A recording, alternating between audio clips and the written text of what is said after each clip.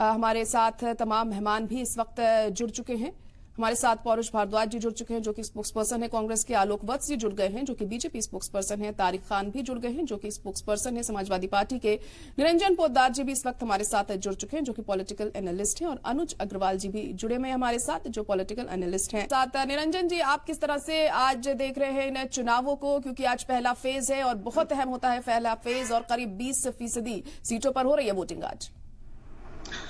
निश्चित रूप से सहवाजी, आपको ये चीज समझनी चाहिए कि जो लोकतंत्र है या यूं कहें कि जो हमारा चुनाव प्रक्रिया है, ये कहीं ना कहीं हमारी देश की सरकारें चुनती है, यानी कि हमारे जो आने वाले भविष्य को निर्माण इन्हीं चुनावों से होता है। और इसीलिए मैं बार बार आपके टीवी चैनल के ऊपर बैठ करके दोबारा से जनता से यही निवेदन करता हूं कि आप जरूर बाहर निकलिए, क्योंकि अगर आपने वोट नहीं किया तो इस देश के अंदर हो सकता है गलत लोग चुनकर के आ जाए।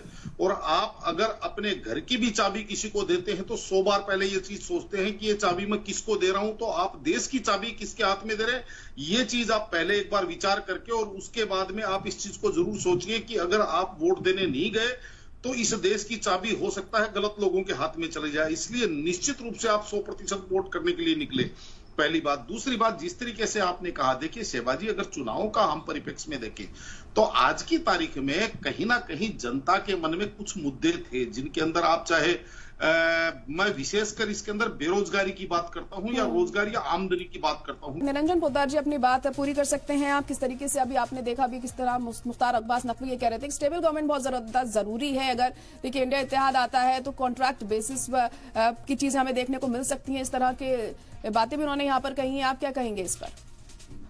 जी देखिए, मैं पहले अपनी बात पूरी कर दूं तो देखिए सहबाजी, जिस तरीके से यहाँ पे रोजगार या आमदनी की बात करें तो ये बहुत बड़ा मुद्दा है, क्योंकि जिस कहा जाता है महंगाई बेरोजगारी, तो देखिए मेरा मूल्यांकन ये बात कहता है कि महंगाई एक समझ लीजिए अलग विषय है। क्यों? महंगाई आदमी को आमदनी के आधार पे लगती है। एक व्यक्ति है उसको 1200 रुपए किलो के बादाम भी महंगे नहीं लगते, और एक व्यक्ति होता है उसको 28 रुपए किलो का आटा महंगा लगता है। उसका कारण केवल ये है कि आपकी आमदनी और आपके सोर्स ऑफ इनकम कितनी है, आपकी आमदनी कितनी है, महीने की आय कितनी है, ये इस चीज के ऊपर निर्भर करता है। अगर आप महीने के 5 लाख रुपए कमाते हैं तो आपको 1200 रुपए किलो के बादाम भी आपको महंगे नहीं लगेंगे। अब यहाँ पे विशेष बनता है आमदनी का या रोजगार का, तो ये एक बहुत बड़ा मुद्दा इस समय देश के अंदर है। दूसरा मुद्दा, जिस तरीके से भारतीय जनता पार्टी भ्रष्टाचार की बात करती है सहबाजी, तो देखिए निश्चित रूप से हो सकता है कि नॉर्थ ब्लॉक के अंदर भ्रष्टाचार ना हो रहा हो पिछले 10 साल के अंदर, लेकिन जो सिस्टम के अंदर जो भ्रष्टाचार है, जनता उस भ्रष्टाचार को मेरे हिसाब से साक्षात करती है, ये यूं कहें जनता का पाला पड़ता है, चाहे वो भ्रष्टाचार, चाहे लोकल थाने का भ्रष्टाचार। जी बिल्कुल, देखिए तमाम ऐसे मुद्दे होते हैं जो जनता के लिए बहुत मायने रखते हैं। और निरंजन पोद्दार जी, क्या आप इस बात से इत्तेफाक रखते हैं कि तमिलनाडु में बीजेपी बेहतर प्रदर्शन करेगी, परफॉर्म अच्छा करेगी? क्या एंटी इनकम्बेंसी फैक्टर भी यहाँ पर मैटर करता है इस बार? जाहिरा जी, देखिए 3 चीज होती है इसके अंदर। पहली चीज होती है आपकी विचारधारा। तो भारतीय जनता पार्टी की एक सटीक विचारधारा है, जो आप ये समझ लीजिए जिस दिन से भारतीय जनता पार्टी बनी है उस दिन से वो अपनी विचारधारा के ऊपर अटल है, यानी कि रोज रोज अपनी विचारधाराओं के अंदर परिवर्तन नहीं करती, पहली बात। दूसरी चीज होती है वो होता है संगठन। जो तमिलनाडु के अंदर पिछले 10-15 वर्षों के अंदर भारतीय जनता पार्टी ने अपना, यानी कि पार्टी का अनुसांगिक। निरंजन पोद्दार जी, अपनी बात पूरी कर सकते हैं आप? तो पहली बात विचारधारा, दूसरी बात संगठन। जो भारतीय जनता पार्टी ने पिछले 10 वर्षों के अंदर वहां पे खुद का संगठन और अपने अनुसांगिक संगठन, यानी कि जिस तरीके से रूट लेवल के ऊपर वहां पे बिछाया। अब तीसरी चीज जो महत्वपूर्ण होती है जायरा जी, वो होती है नेतृत्व।